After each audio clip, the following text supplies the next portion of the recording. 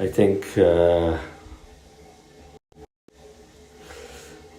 that one of my interests about America is the Iraq invasion. America has conducted 2 wars in Iraq. Iraq is quite aggressive in the Middle East. It has the Ba'ath Party, which is a very nationalist movement in Iraq. So Iraq is very nationalist. It's very aggressive in the Middle East. It seems to consider itself as a power bloc in the Middle East. So it's invading Iran. It's also invading Kuwait, and it's threatening to invade Saudi Arabia as well. So Iraq is very much invading the Middle East, and I think that this is the influence of America. I think Saddam Hussein could be quite connected with America. I think he could have relationships with America. He could have strong connections with America, but he's invaded lots of countries in the Middle East. I don't know why he needs to do that. He's invaded Iran. He had a 10-year war with Iran, and it's not so much successful, but I think it's aggressive. I think it's aggressive. It's not so much successful, but it's rather aggressive.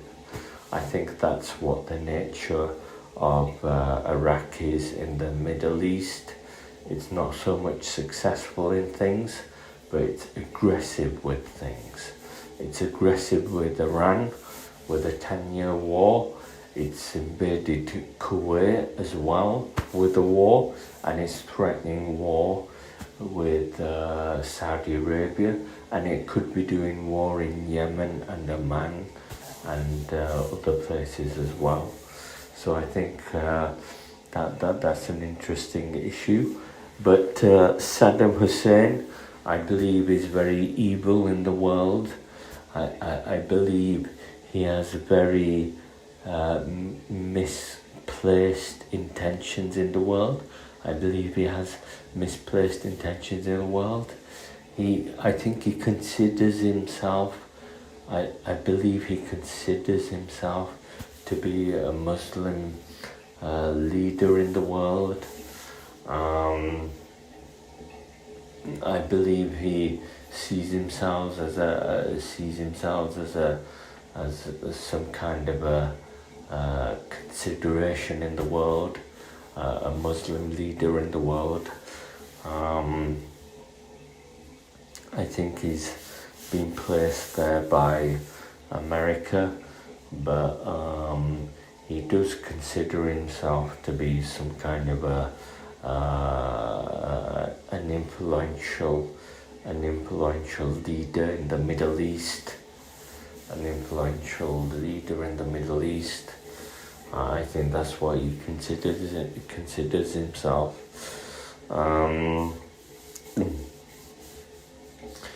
I think that one of the most remarkable things about Saddam Hussein is that he developed the Scud missiles. Those are very capable missiles. They're very advanced military infrastructure missiles. So it's very capable military technology. I believe he's acquired that from Germany and America. But because he has that Scud missiles, he does have a capability and an influence, and maybe more so a range in the Middle East. I think he has a range in the Middle East with those Scud missiles. I think that he has kind of long-range guns in the Middle East and the world. So he has some kind of a range and distance in the Middle East. He seems to have developed an investment in the military in the Middle East, but I think he's primarily failed with that military development because America has introduced itself into the Middle East and has occurred itself into Iraq. So I think that despite the military development of Iraq, it's primarily failed in that development in the Middle East. So I think that the Middle East has kind of collapsed in a sense because it's kind of lost its military. If you look at the military of Saudi Arabia, it has a few F-16 jets purchased by America. It used that for sovereignty protection, for incursions by other military jets. But if you look at the military of Yemen, it has some militia there. If you look at Oman and Qatar and the Middle East, it seems to have no presence of military. It has a lot of oil reserves and a lot of income from oil reserves. It has an influential role in the world because of that oil. So I do believe that the Middle East has relationships in the world. But despite that, it seems to be very underdeveloped, very stagnant and erroneous. It seems to have declined to a condition of disrepair, and that's the concern with the Middle East, is that it seems to have declined into a condition of disrepair. So I think that one of the problems of terrorism in the world is the condition of the conditions of the Middle East in the world. We do have problems with terrorism in the world. We shouldn't have these problems. We have civil protection, we have public services, we have emergency services as well. We shouldn't have issues of terrorism. I don't think there's no such thing as terrorism in the world, but I think because of the conditions of the Middle East and the world, we do have a problem with terrorism in the world, and that is very alarming. It is very alarming because the public need to be safe.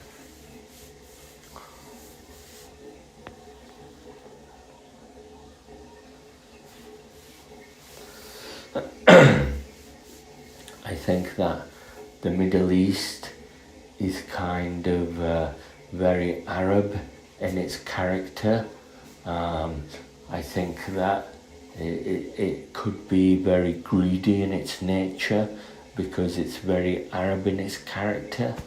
I think because the desert people, they seem to need reserves and materials and food supplies by the virtue of the fact that they're desert people. So that's why we have a problem of terrorism in the world. And the desert people, so they behave like desert people.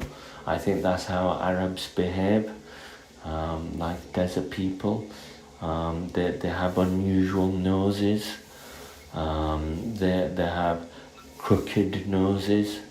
That's very uncharacteristic of the world.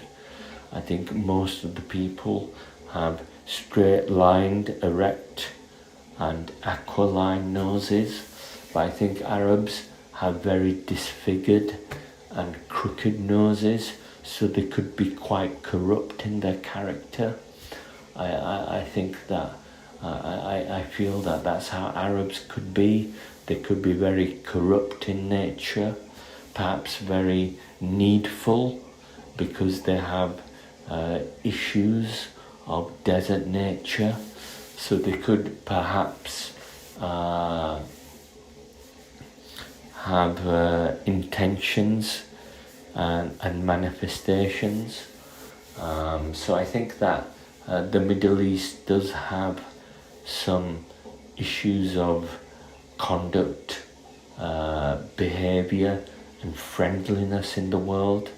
I believe it has an issue of friendliness in the world because they seem to be Arab in nature, so I don't think they have any friendliness in the world. I think that's the problem with the Middle East. They don't have any friendliness in the world, and I think that's causing problems like terrorism, 9/11, the supply of oil in the world, perhaps Wahhabism and Islam as witchcraft and witchism, the Muslim Brotherhood in Egypt. It could also be influencing kind of religious secularism by building lots of mosques in the world. So I do believe that the Middle East has to have some kind of intention towards friendliness in the world, perhaps a lot of friendliness in the world. It could perhaps incline towards some kind of accommodation with women behavior and rights, female gender equalities and rights. That could be some kind of gesture of friendliness. It could perhaps disdain from punitive death penalty measurements like hand chopping. People need hands to eat food. They have the death penalty there. They also cover their faces. People need to reveal their faces because they're nice faces and friendly faces. But I think that the Arabs cover their faces out of some kind of disdainment in the world. I think there could be some more kind of incorporation of women into society. That could be a friendly gesture.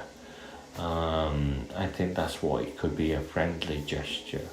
So I think that's one of the interests of the Middle East, that it can kind of incorporate some kind of friendliness in the world, and perhaps stop terrorism, violence, crime, gender inequalities, war in regional conflicts, and world instability, and perhaps problematic intentions with America in the Middle East, because it has to deal with issues in the Middle East like Iraq and Kuwait and Saudi Arabia. So I think those are some kind of considerations. But I think that there is an issue of world stability with the Middle East. I think they seem to be problematic because they conduct violence, crime and terrorism. So that's my position on the Middle East. Thank you very much.